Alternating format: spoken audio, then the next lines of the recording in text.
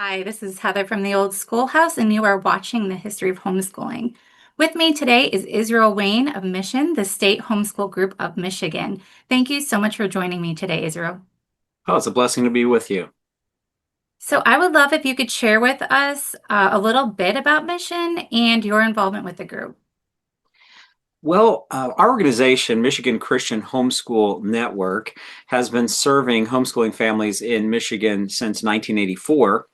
Originally, the organization had a different name, but somewhere along the line, we rebranded it to MiCHN is our acronym, which we pronounce as Mission.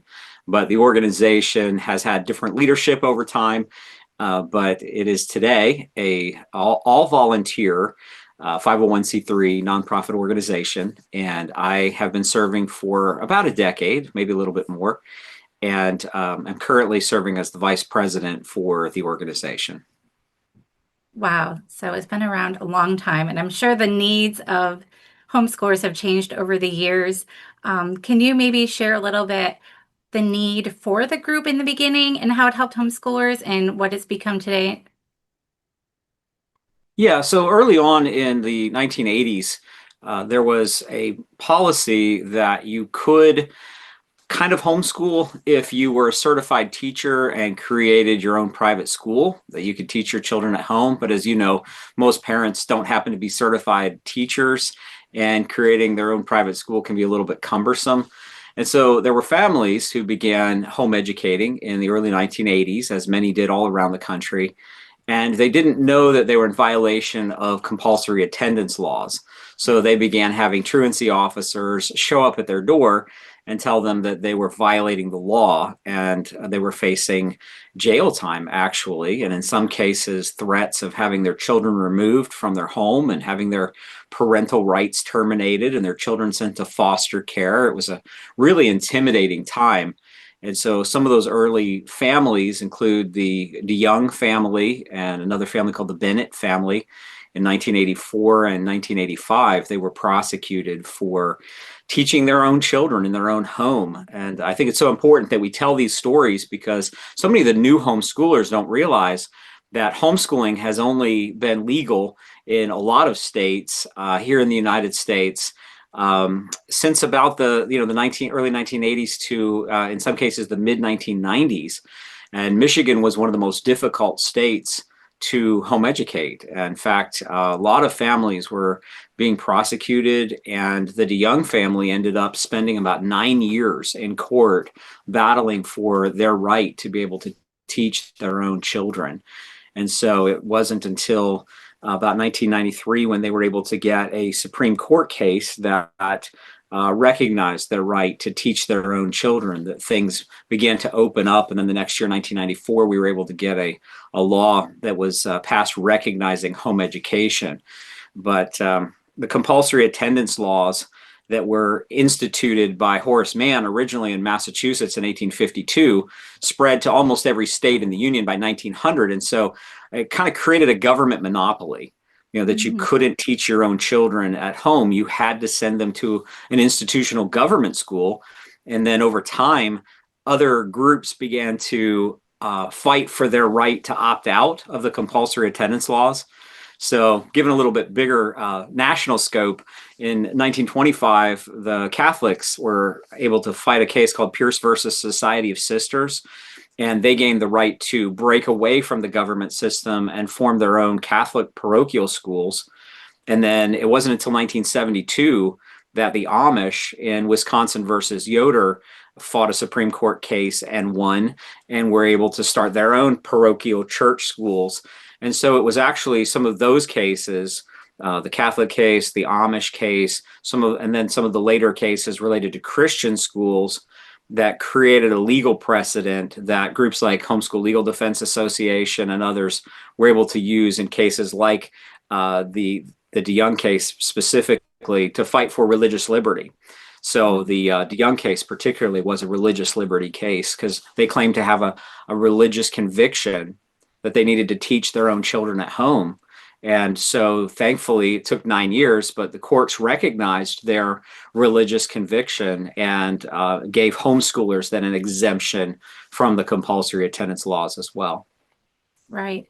I appreciate you sharing that history, on a more national level, because when I first started homeschooling almost 20 years ago, people would say, "Oh, you'll do fine because you have a degree in education." Well, no. Homeschooling and teaching are completely different things. You have to unlearn so much. But now that you say that, it makes sense because if that's where it was coming from, where people just thought you had to have some sort of education in order to teach your kids at home. That's hard to break that mindset from. So I'm thankful for organizations such as MiCHN that have the tools, have the resources for parents from all backgrounds. You don't need to have any education. And even if you do, you need to rewire your brain. What do you have available for homeschoolers on a year-round basis? We have had a state homeschool conference that takes place in Lansing, usually the third weekend in May. We've been having this conference since 1984, so it's the largest homeschool event in the state. That same weekend, we also host the largest used curriculum sale at the same location. And so that happens as well. We have a Capital Day. This year, it's going to be happening the first week of October in Lansing, where we gather people at the Capitol. We deliver free information packets to legislators. And oftentimes, legislators come into their position and they don't know anything about homeschooling. Mm. Like they just literally don't know anything about homeschooling. They've heard of it, they know it's a thing, but a lot of them don't even know what the laws are. And so we actually give them a packet that includes the state law so that they will Wow. know what our state statutes say about homeschooling, and then give them our contact information, because if bills come up, we want to be able to weigh in on that. So we work closely with the legislature to help make sure that homeschooling remains free and legal here in the state. We push back on any legislation that is hindering or restricting home education freedom. We also have a leadership event that we host almost every year that is for support group and co-op leaders. And we Mm. provide leadership training for them, and just to help them to kind of have an event that they can go to and be fed and encouraged and strengthened and equipped for their challenge. We network homeschool affiliated groups across the state so that there's like a hub where people can find a homeschool group in their area, whether it's a sports group or homeschool performing arts or whatever kind of thing they're looking for. So we network with families and groups. We also have different events throughout the year. We have something that's a women's event once a year, and we also have events where we go to places across the state and we do these conferences on the road to go where the people are and equip and inform them. That is wonderful.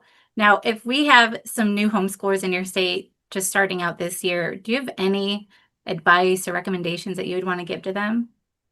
Well, we have on, if you go to our website, which is homeschoolmichigan.org, or also MiCHN.org, mission.org, MiCHN.org, or homeschoolmichigan.org. We have a tab there that says like start here. And really that's a great place, because there we have know the laws. So we put all the laws there. We also have how to unenroll your child from a public school. So if you're just like still have your child in a public school and you want to figure out how to get them out, we show you how to do that legally. We also have information on how to get plugged into other resources. And so we've tried to make our website really user friendly so that people can find the information that they need very quickly. And, our organization is Christian. We're unashamedly Christian, always have been. But one of the things that happened in the state of Michigan is that it was Christians who initially fought for their freedom to teach their children their own religious faith and convictions and values, and won a religious liberties case. But our organization has also fought for the right of all parents, regardless of religious affiliation or no religious affiliation, to be able to teach their own children at home their own beliefs and values. And so while our organization has leadership that assigns a statement of faith and is Christian, we also work on the legislative side and information side to provide homeschool information and promote homeschool freedom to everyone, whether they share our religious views or not. That's really helpful. Thank you so much. Well, I appreciate your time and thank you for sharing, and we will see you next time. Thank you so much.